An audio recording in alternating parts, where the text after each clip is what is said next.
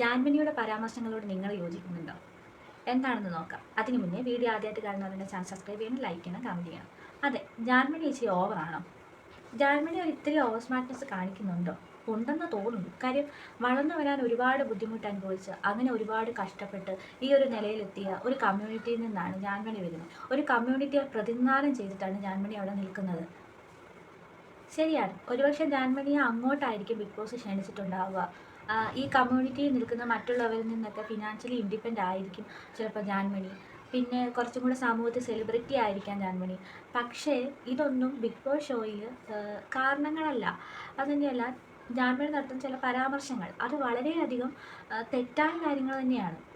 കോമണറായ സഹമത്സരാർത്ഥി തൻ്റെ നേരെ നിൽക്കാൻ ആളല്ല, തനിക്ക് തുല്യമല്ല, ചവിട്ടി കാലിൻ്റെ അടിയിൽ കൊണ്ടുവരും, ചവിട്ടി അരയ്ക്കും എന്നൊക്കെ പറഞ്ഞിരിക്കുന്ന ആ പരാമർശങ്ങൾ അതൊക്കെ വളരെ തെറ്റായ പരാമർശങ്ങൾ തന്നെയാണ്. ഈ കോമണർ എന്ന് പറയുന്നത് റസ്മിനെ ഉദ്ദേശിച്ചിട്ടായിരിക്കാം. റസ്മിനും അത്ര മോശമൊന്നും അല്ല, എങ്കിലും ജാൻമണി അങ്ങനെ പറയാൻ ഒരിക്കലും പാടില്ലായിരുന്നു. ബിഗ് ബോസ് എന്നൊരു ഷോയിൽ അവിടെ വന്നിരിക്കുന്ന എല്ലാ കണ്ടസ്റ്റൻസും തുല്യരാണ്. അവിടെ ഇന്നൊരാൾക്ക് ഇച്ചിരി പ്രിവിലേജ് കൂടുതൽ അല്ലെങ്കിൽ ഒരു പ്രാധാന്യം കൂടുതൽ എന്നൊന്നുമില്ല. അവിടെ എല്ലാവരും തുല്യർ തന്നെയാണ്. അവിടെ എല്ലാവർക്കും ഒരേ നിയമങ്ങൾ തന്നെയാണുള്ളത്. അവർ പവർ ടീമിലുണ്ടെന്നോ അവർ ക്യാപ്റ്റനാണെന്നോ ക്യാപ്റ്റനാണ് വീടിൻ്റെ സർവാധികാരമോ എന്നൊക്കെ പറഞ്ഞിട്ടുള്ള ഓവർ ഷോ വളരെ വേണ്ടാത്ത ഒരു കാര്യം തന്നെയാണ്.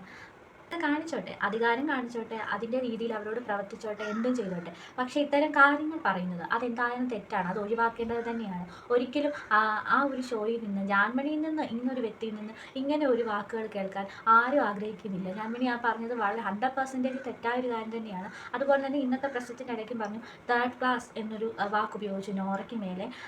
അതും പറയേണ്ട കാര്യമില്ല. ആ ഒരു കാര്യം നമ്മൾ ദേഷ്യം വരുമ്പോൾ ചിലപ്പോൾ പലതും പറഞ്ഞിട്ടുണ്ടായിരിക്കും. പക്ഷെ പറയുന്ന വാക്കുകൾ അത് വളരെയധികം ശ്രദ്ധിക്കേണ്ട ഒന്ന് തന്നെയാണ്. ശരിയാണ്, എല്ലാവരും മനുഷ്യരാണ്. നമ്മൾ അവിടെ ചെന്ന് കഴിയുമ്പോൾ നമുക്ക് പറയാൻ എളുപ്പമാണ്. പക്ഷെ അവിടെ നിൽക്കുമ്പോൾ സിറ്റുവേഷൻസ് അനുസരിച്ച് നമ്മുടെ യഥാർത്ഥ ക്യാരക്ടർ പുറത്ത് വരും. അപ്പോൾ നമ്മൾ എന്ത് വേണമെങ്കിലും നമ്മൾ ചിലപ്പോൾ പറഞ്ഞു പോകും. പക്ഷെ ആ പറയുന്ന കാര്യങ്ങൾ ചിന്തിച്ചും കണ്ടും വേണം പറയാൻ.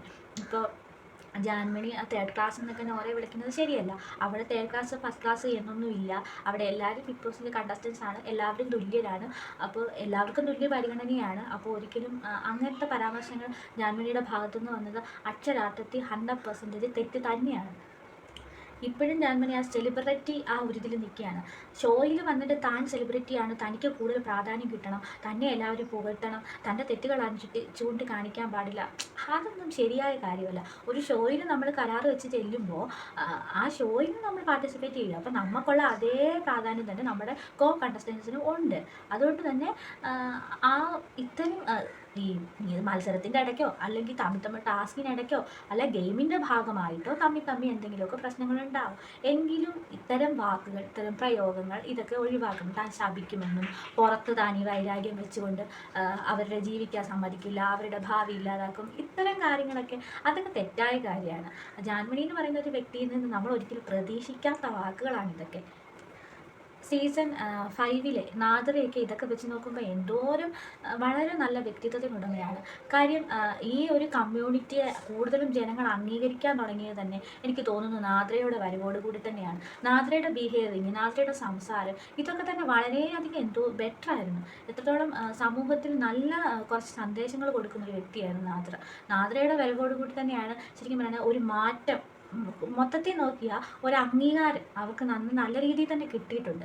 ആ ഒരു ഇതിനെ കൂടി ഇല്ലാതാക്കുന്ന രീതിയിലാണ് ഇപ്പോൾ ജാൻമണിയുടെ സംസാരങ്ങൾ പോകുന്നത്.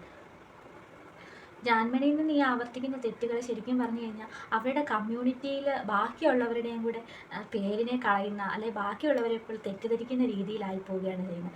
ഏതായാലും ഇതൊക്കെ മനസ്സിലാക്കി നല്ല രീതിയിൽ ജാൻമണിക്ക് മുന്നോട്ട് പോകാൻ കഴിയട്ടെ എന്ന് നമുക്ക് ആഗ്രഹിക്കാം. ഏതായാലും ഇനിയും വീഡിയോകളൊക്കെ ആയിട്ട് ഞാൻ ഇനിയും വരും.